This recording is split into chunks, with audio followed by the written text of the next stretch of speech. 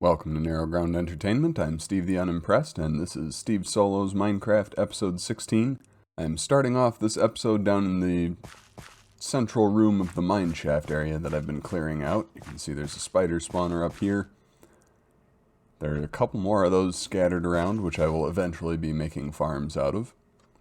I never did find the regular spider spawner that I had been looking for. I may have remembered finding that down here incorrectly. That might have been in a different world altogether. However, I did find a regular spider spawner down here. It just wasn't the one I remembered. So I will turn that into a farm as well at some point. But what is even more interesting, I found a skeleton spawner down here. And the skeleton spawner and the spider spawner are actually in fairly close proximity to each other, which isn't all that important. I think the skeleton spawner is over here.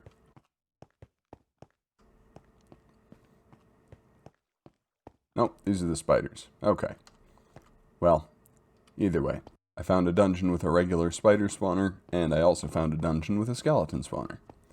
And since it wasn't that one, I guess it must be this one back here. There we go, right there. The skeleton spawner here is of particular interest to me because I'm an archery type when I play Minecraft. I like to use bows, and I am one of those people who prefers the mending enchantment on my bows to the infinity enchantment. The infinity enchantment means that you will never run out of arrows as long as you have some in your inventory. When you fire your bow, it just creates arrows out of thin air. You just have to have some with you. The mending enchantment, well, works the same on bows as it does on everything else. When you gain experience, it will go first towards repairing the item and then towards your experience bar. I prefer to have that on my bows, which means that I need a lot of arrows on a regular basis. The skeleton spawner will provide me arrows on a regular basis, even better than the Fletcher villager, which I have upstairs. So it will likely not be very long before I have an episode where I turn this spawner into a skeleton farm. That is not going to be this episode, though. I just wanted to show you that it was here. This episode, I am going to do a sugarcane farm. Well, I already have a sugarcane farm. I'm going to do an automatic sugarcane farm, and that I'm going to put in the Undercroft. So, I am going to get back up to the surface and gather some supplies and head down to the Undercroft. Oh, and I may as well take some of the stuff that I gathered up cleaning out this mine shaft with me. Okay, I'm back down in the Undercroft, which is where I'm planning to put this farm. You can probably expect that this is going to start expanding between its appearances now. I haven't done that much work on it lately other than continuing to mine back this way, but I plan for this to expand in every direction except that one, since that's where the ocean is. And I will probably start doing quite a bit of work on that between episodes now that I have a pickaxe with mending. The sugarcane farm I'm going to build today is a design that I first saw done by Pixlriffs, and I'll probably link the episode of his survival guide series where it appears, either in the description or in the cards, or both. Hopefully both. Hopefully I'll remember. I'm not going to be referencing his video at all while I'm doing this, though. I'm going to be building it from memory, unless I get stuck. So it may not wind up looking exactly the same. I do know that I want this to be 16 blocks long, and since this is not quite 16 blocks yet, I'm going to have to do a little bit of mining before I start. I'm also not going to start it in any of the alcoves because I don't really remember how tall it winds up being. And if it's tall enough that it's banging into the archways, then I will have to leave the archways out of the section where the farm is sitting. So, I'm going to push this section back a little bit, and then I'll get started on the build. Okay, that should give me enough space to at least get started, so, well, let's get started. First thing I'm going to need to do is build a couple of chests. And by a couple, I of course mean 4. Because, you know, that makes sense. I'm also going to need a minecart with a hopper. And I'm going to need another hopper, so I will Go ahead and make one of those. Alright, that should be enough to be starting with. The collection system for this farm goes on the underside of it, so I'm actually going to be building the collection system first. Let's put that here. Or let's start that here anyway. Hopefully I don't have to move it around too much. And I'm going to need the minecart with the hopper to run onto this hopper and be unloaded there. So I'm going to put a powered rail on top of that.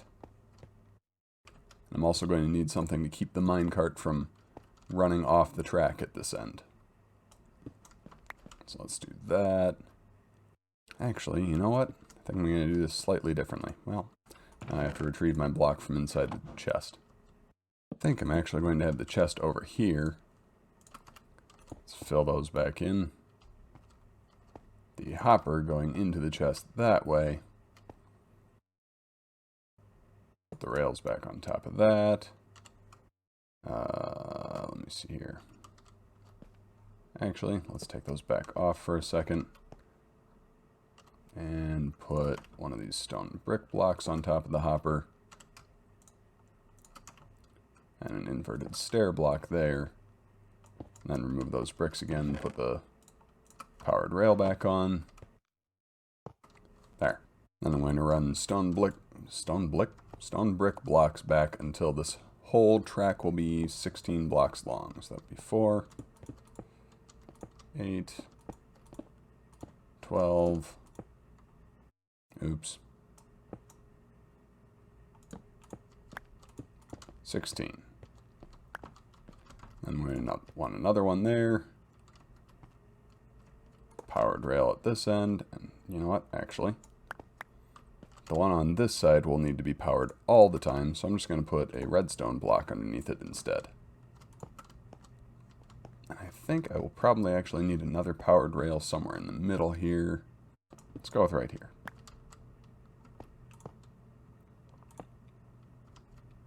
There. And the rest of these I should be able to get away with regular rail. If not, well, I'll have to make more powered rail and come back with that. It's a good thing I started off outside any of the alcoves, because I am pretty sure now that this thing is going to be too tall to fit under my archways. Before I worry too much about that, though, I'm going to pick that piece of rail back up, go back over here, and make a bunch of observers. 16 observers, in fact, is how many I'm going to make. Actually, let's make that 18. Trying to get the exact number that I'll need, and I will probably fail at that sooner or later. I will also need pistons, and I need more cobblestone for that, so I'm going to have to go up here to all of my cobblestone storage and collect some more of that. That entire pile of barrels is cobblestone.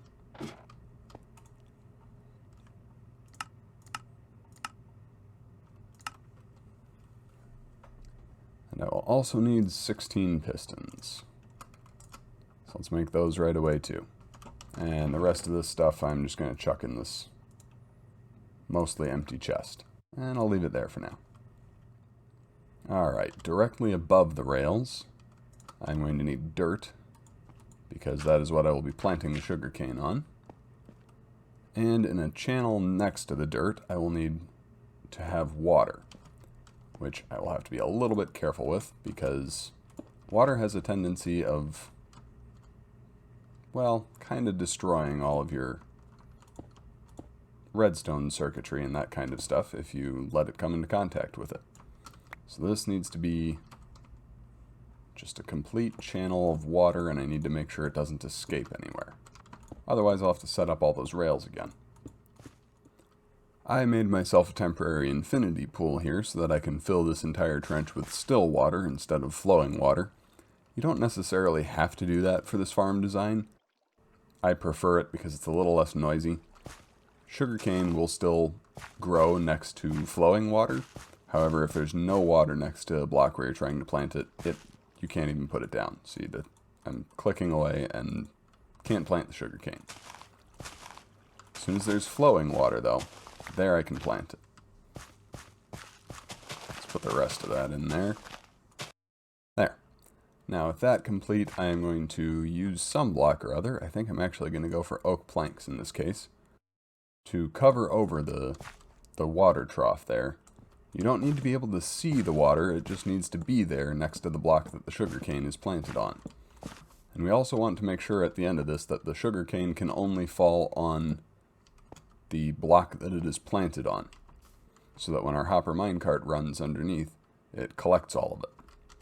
In fact, just to get it out of my inventory, let me put the hopper minecart on here. Let me see here. If I power that rail, is that going to go? No.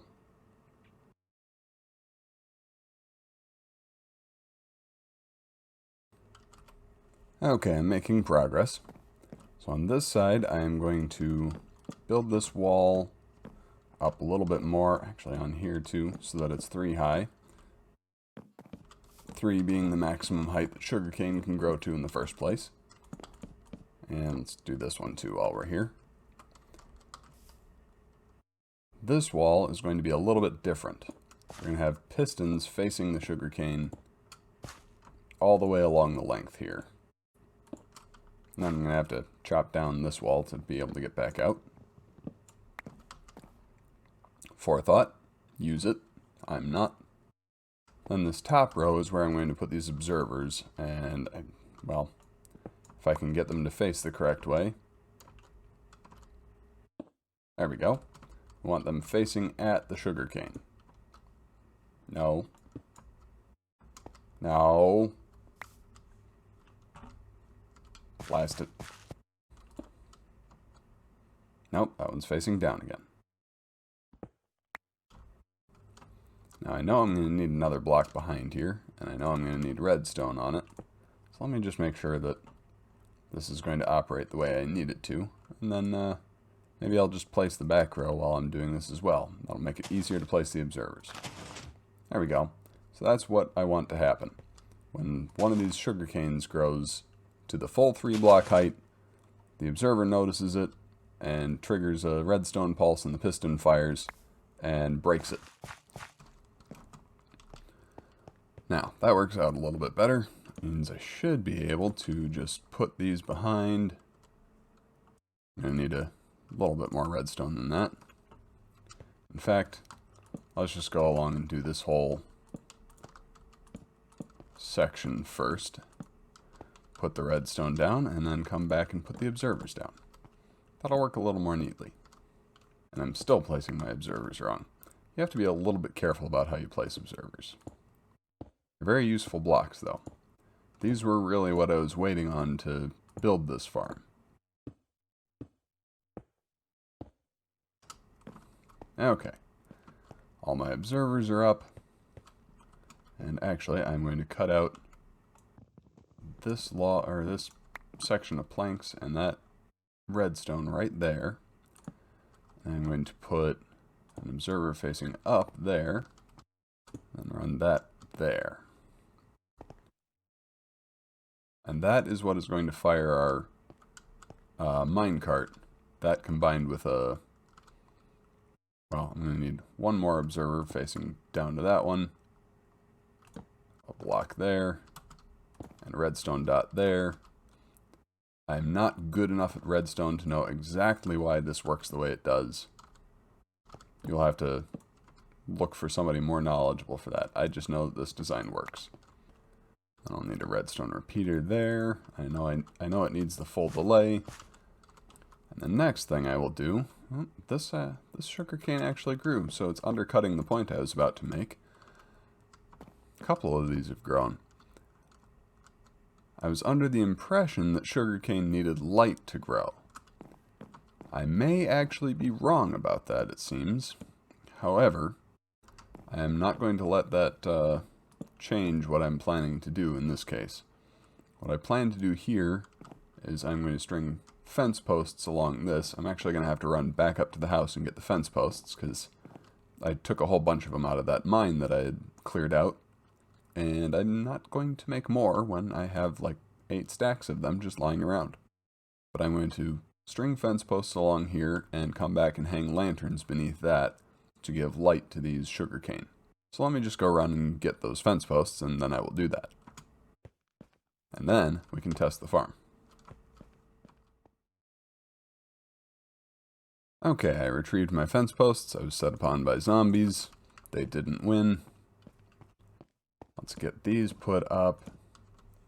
Let me see. I have 16 blocks here to light, and I've got 6 lanterns.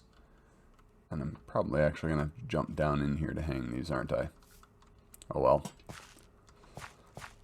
Let's say let's do a lantern every 3rd block, and that pattern will probably not quite be even by the end, but that's okay. Yeah, not quite even, but close enough. Okay. Now, ideally, when one of these sugar canes grows its 3rd block of height, which I'm probably not going to wait for, I'm probably just going to place one, it will fire all of these observers, and also fire the minecart, which will run underneath, picking them all up.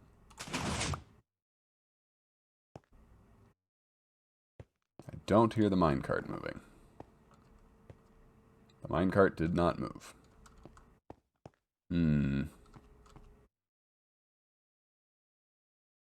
Okay, I figured out what I was doing wrong. After logging out of the Narrow Ground Entertainment world and going into my other single-player Minecraft world that I don't film in, where I have built a similar design to this, or at least one which uses the same collection mechanism, I had a stair block here.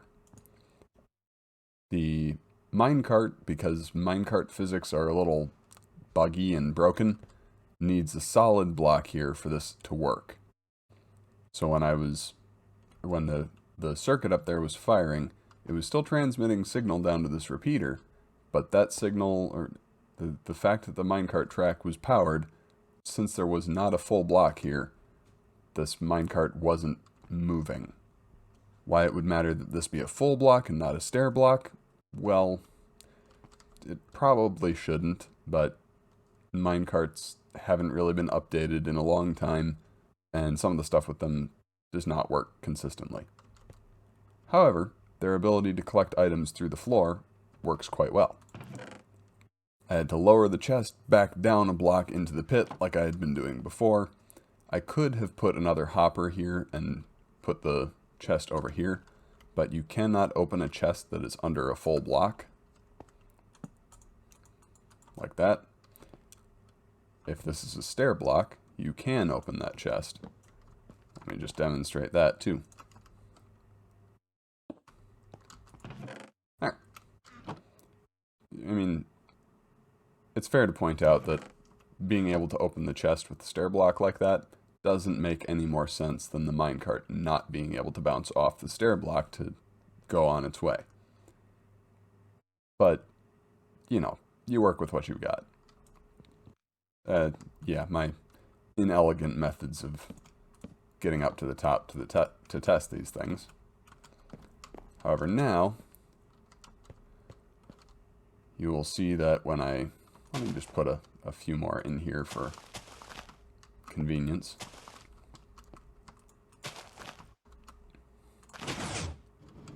There. Hear the minecart go, and all the pieces of sugarcane that were just kind of sitting there on the floor have been collected and put into the chest by the hopper minecart. So that is pretty successful. This will just sit here and kind of generate sugarcane in the background. One of the flaws in me building this as long as I did is that when some of these down here on the end are the ones whose observers trigger, the redstone signal actually isn't going to carry all the way down to the end. In fact, let me just find out where that point is, because I might take out the observer that starts that. See, that didn't trigger. Or that did not trigger the minecart, at least. So let me just see. There. Now we collected that sugarcane. But I just want to see how much signal strength short we are. It looks like just the one. So actually, it probably would have been better if I had only built this 15 blocks long. Let me just see if this one will fire it. Yep, there we go. We got the minecart at the end. So what I think I'm actually going to do is I'm going to remove this observer. And I think that if it's the one on this end that grows to the third block of height, it still won't fire that piston on the end either. No, I guess it will.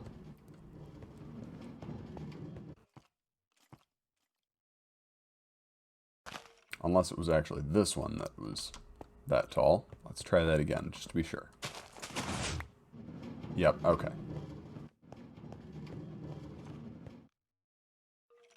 Or no. This is another little quirk that happens sometimes. That redstone wire isn't actually running into that piston. Let me see if I can force the matter. There we go. Anyway, I don't want an observer here, because if this grows to the third block of height, there's no point in it triggering the observer if it's not going to trigger the collection mechanism. Sugarcane takes a while to grow, and if this observer triggers and sets off all these pistons but doesn't set off the minecart to come and collect the items, those could just sit here and despawn before another set of sugarcane grows high enough to trigger the system again. We don't really want this one to fire the pistons if it's not also going to fire the minecart. I think the longest I've ever built this setup before was 12. So I built this one 16 blocks long, which was a little bit excessive probably, but I kind of wanted to see if it would work. And it does work, it just requires a little bit of modification. However, this is complete enough to be declared a success, so I'm going to declare it so, dust off my hands, and call it good. And this will just be down here generating sugarcane for me in the background, which is good. Sugarcane, broken axe, is what you need to make paper, and I need a lot of paper now to trade with my librarian upstairs. I also tend to make a lot of maps when I get to the point in the game where I'm able to use them. So having a good system of paper production started now will be of great benefit to me in the future. Let's clear up this infinity pool before I accidentally wash away all my torches. I've actually done that several times throughout filming this episode, although I'm not sure if I showed any of those. I came down here with less than a stack of sugarcane, so this farm has already produced a little bit. There's 16 up there, and more than a full stack in here. And it seems to be running smoothly. And I called it correctly, it is definitely tall enough that it would have interfered with the arches, so it's a good thing I built it further out. I will now be having to construct Undercroft around this farm, but that's okay. And with the sugarcane producing itself, it's time to end this episode. Thank you for watching. Leave a like on this video if you enjoyed it, subscribe to my channel to see more content from me, and if you'd like to help my channel grow, please share it with your friends. Goodbye and God bless.